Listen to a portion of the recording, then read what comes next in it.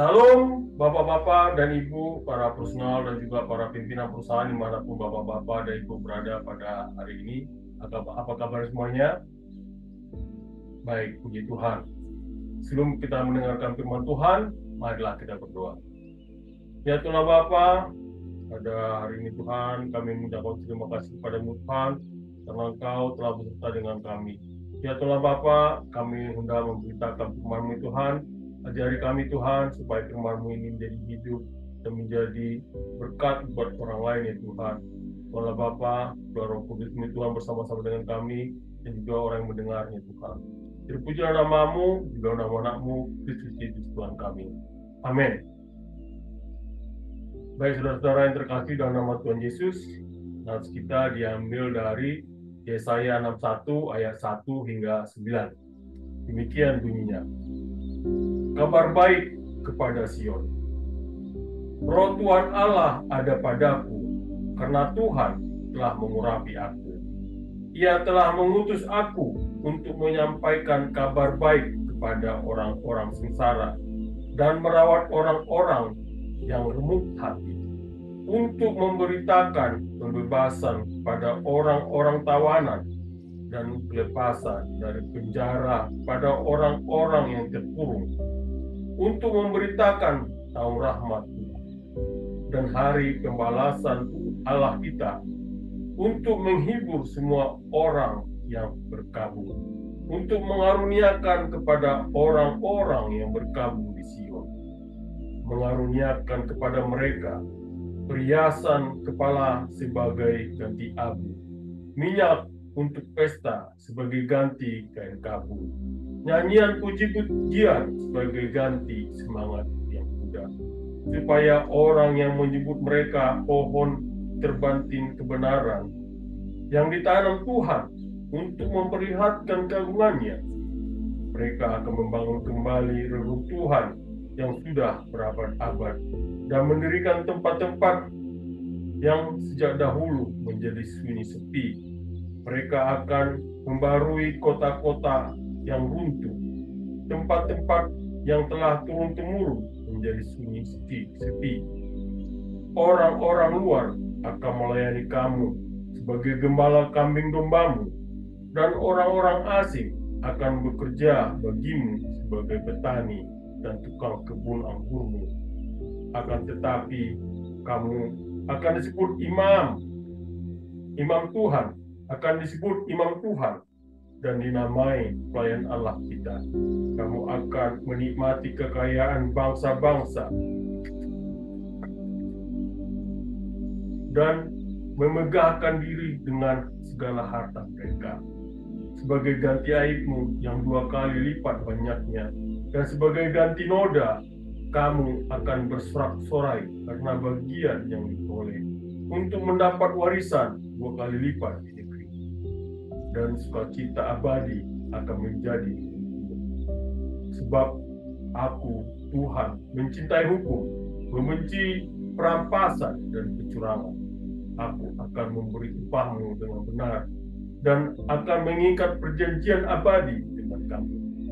Keturunanmu akan terkenal di antara bangsa-bangsa, dan anak cucumu di tengah-tengah suku-suku bangsa, sehingga semua orang yang melihat mereka akan mengakui bahwa mereka adalah keturunan yang diberkati Tuhan.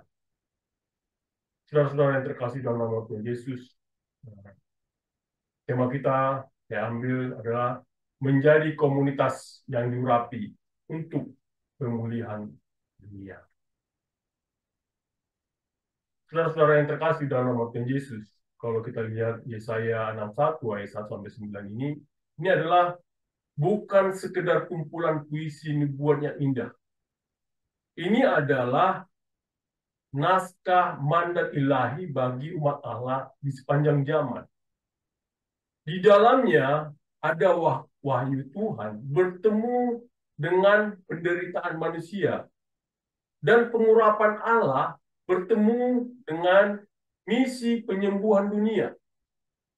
Pasal ini bukan hanya menyuarakan harapan masa depan, tapi mengundang kita untuk menghidupi kebenaran sekarang juga. Ketika Yesus berdiri di sinagoge Nazaret, kalau kita baca di Lukas 4 ayat 15 sampai 21, ia membuka gulungan kitab Yesaya dan membaca bagian ini. Roh Tuhan ada padaku, oleh sebab ia telah mengurapi aku untuk menyampaikan kabar baik pada orang-orang miskin. Setelah membaca, lalu Yesus berkata, pada hari ini genaplah nas ini sewaktu kamu mendengarnya. Tentu pernyataan ini sangat radikal. Yesus tidak sedang menjelaskan nubuat tentang masa depan, tapi menyatakan pemenuhannya di dalam dirinya sendiri. Yesaya 61 ini menjadi manifestonya. Pernyataan misi Yesus yang kemudian untuk menjadi kerangka misi gereja. Di sini kita diajarkan bagaimana bahwa pesan Yesaya ini bukanlah kisah masa lampau yang terkubur dalam sejarah, tetapi ledakan ilahi yang menembus waktu, menyerukan kepada setiap generasi agar hidup seturut dengan firman Tuhan. Saudara-saudara yang terkasih dalam Tuhan Yesus, hari ini kita hidup di tengah masyarakat yang haus keadilan, haus pemulihan, dan haus pengharapan.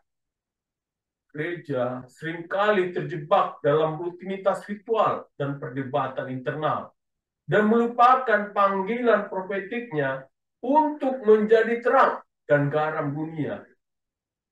Dalam konteks seperti ini, Yesaya 61 berbicara dengan kekuatan yang segar dan menantang.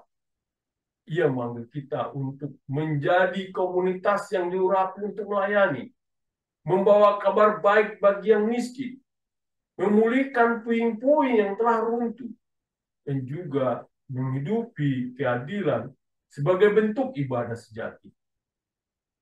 Tentu kita akan menjelaskan bagaimana Yesaya 61 ayat 1 sampai 9 ini berbicara kepada kita hari ini melalui lensa pneumatologi atau pengurapan roh, etika kenabian, pemulihan sosial, dan harapan perjanjian Allah.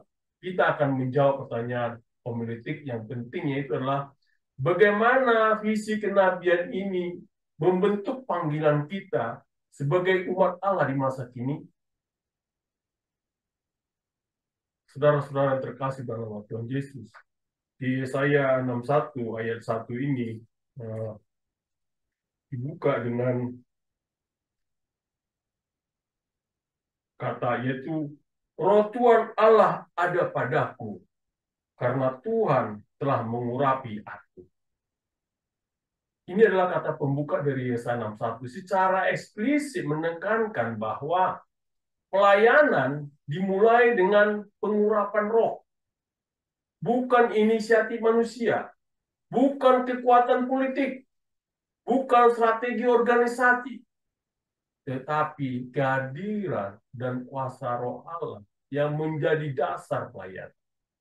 Di sini kita menemukan landasan pneumatologis atau ajaran tentang Roh Kudus yang bukan hanya bersifat teologis, melainkan juga misiologis yang berakar pada pengutusan ilahi.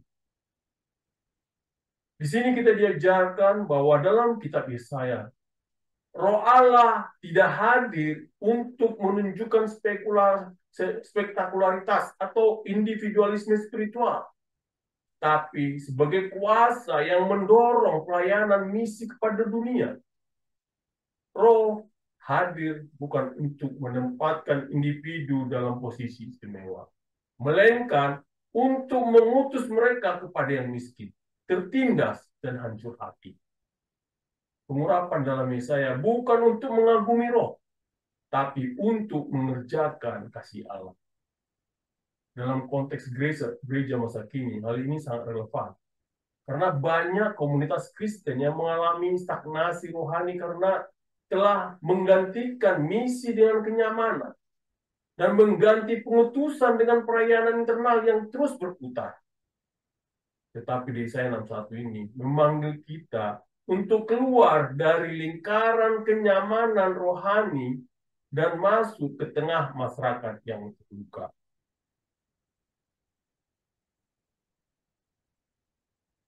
Ketika Yesus, di sini Yesus tidak hanya mengutip Yesaya 61 dalam Lukas 4 ayat 18 sampai 19 ini, tapi ia menjadikannya kerangka kerja pelayanannya. Dan karena gereja adalah tubuh Kristus, maka mandat yang Yesus emban sebagai yang diurapi adalah mandat yang sama yang dipercayakan kepada kita. Di sini juga kita diajarkan bahwa ketika gereja mula-mula mengadopsi teks ini sebagai kerangka pelayanan rasuli dan komunitas, Roh Kudus dalam Kisah Rasul 2 bukan hanya mengasihkan tanda-tanda rohani, tapi mengutus umat untuk hidup di dunia. Di sini diajarkan bahwa pengurapan roh bukan hanya untuk pengalaman pribadi, tapi untuk keberanian bersaksi, menghibur, mengangkat, dan memperjuangkan keadilan. Lalu apa yang kita bisa lihat dari di dunia ini? Jadi di dunia yang terpecah oleh ketidakadilan, juga terpecah karena kesenjangan sosial, maupun terpecah dari krisis spiritual, kita ditantang dengan pertanyaan, apakah gereja masih menjadi komunitas yang diurapi? Bukan hanya dalam liturgi atau pengajaran, tapi keberadaannya membawa kehadiran Allah di tengah luka sosial. Lalu bagaimana kita menerapkannya dalam kehidupan kita sehari-hari? Di sini kita diajarkan bagaimana pelayanan kepada orang miskin dan marginal bukan sekedar program sosial, tapi ekspresi dari identitas rohani gereja yang diurapi. Juga kabar baik tidak hanya berupa khotbah, tapi juga tindakan nyata seperti pendampingan, penguatan, pembebasan dari ketergantungan, dan advokasi hukum. Di sini juga kita diajarkan bahwa pemberdayaan jemaat agar semua orang percaya menyadari bahwa mereka juga telah diurapi untuk menjadi saksi Kristus di tempat kerja, di rumah, maupun di lingkungan. Lalu apa tantangan yang kita bisa pelajari di sini? Bahwa Yesaya 61 menantang kita untuk meninjau kembali bentuk kehidupan gereja. Apakah gereja kita itu hanya tempat berkumpul atau juga diutus, atau hanya menyanyikan pujian, atau juga menyembuhkan luka, atau hanya berbicara tentang roh, atau juga berjalan bersama roh ke tempat-tempat gelap. Gereja bukan hanya tempat di mana roh turun, tapi gereja adalah tempat di mana roh mengutus. Yesaya 61 ayat 1 ini menunjukkan kepada kita bahwa pengurapan roh tidak dapat dipisahkan dari perutusan. Identitas gereja adalah identitas komunitas yang telah menerima kuasa dari Roh Kudus untuk pergi, membawa kabar baik, menyembuhkan yang patah hati, dan melepaskan yang terbelenggu. Ini bukan tugas para pemimpin rohani saja, tapi ini adalah panggilan bagi seluruh umat Allah. Kalau kita baca 61 di 3b mengatakan begini, supaya orang menyebut mereka pohon terbanting kebenaran yang ditanam Tuhan untuk memperlihatkan keagungan. Ini di dalam 1 ayat 3b. Ini adalah satu metafora terakhir dalam perikop ini yang sangat kuat dan penuh makna. Umat Tuhan digambarkan sebagai pohon tarbantin kebenaran. Itu adalah simbol kehidupan yang kokoh, konsisten, dan berbuah di tengah kekeringan dunia.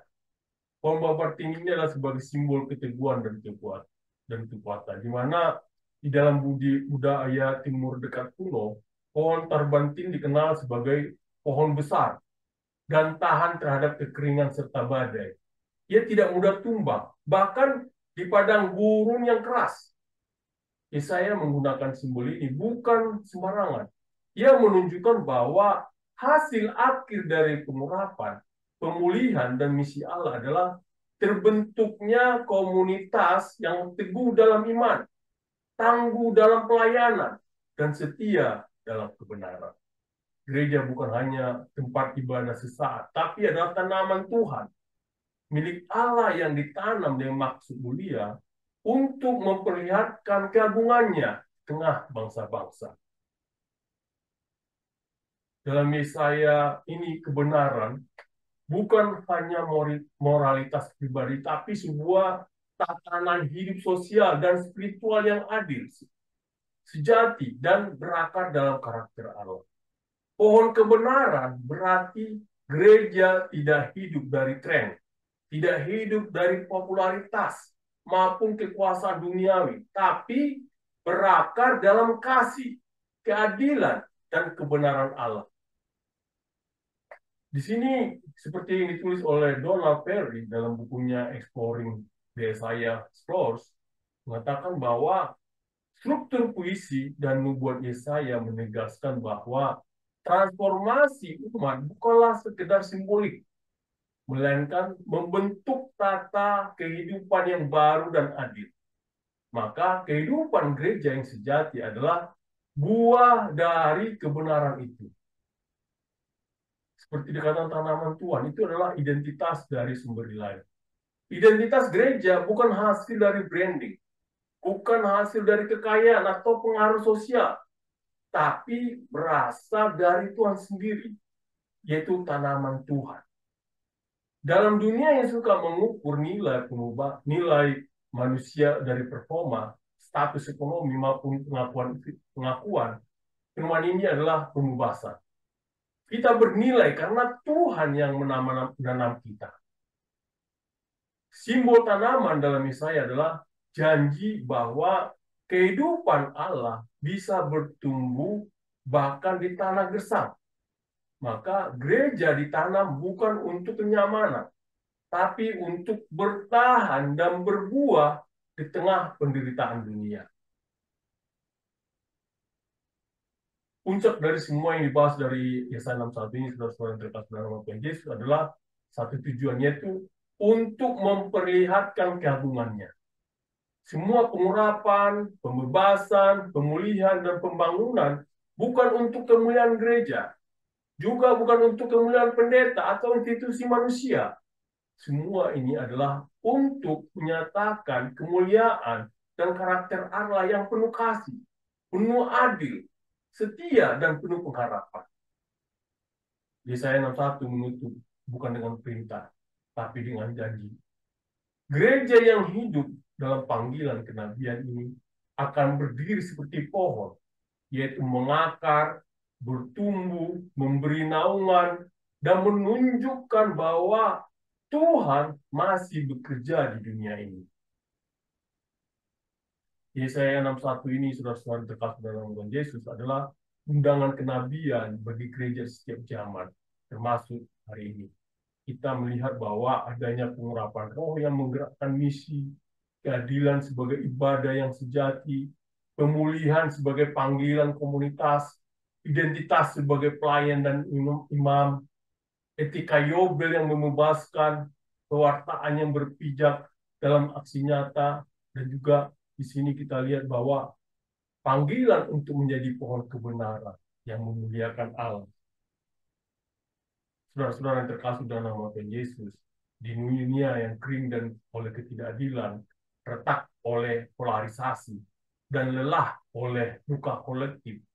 Oleh karena itu, gereja dipanggil untuk tidak hanya bertahan, tapi bertumbuh dan berbuah.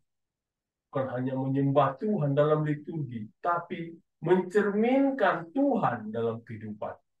Yesaya 61 ini mengajarkan kita bahwa ini bukan hanya dibuat mesianik. Ini adalah kerangka pelayanan gereja yang hidup, yang relevan, radikal, dan penuh kasih.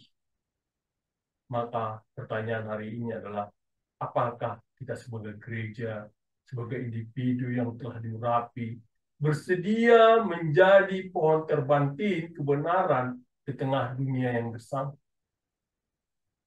Tuhan masih mencari mereka yang bersedia diutus. Bersediakah Bapak dan Ibu dan kita semuanya? Amin. Mari kita berdoa.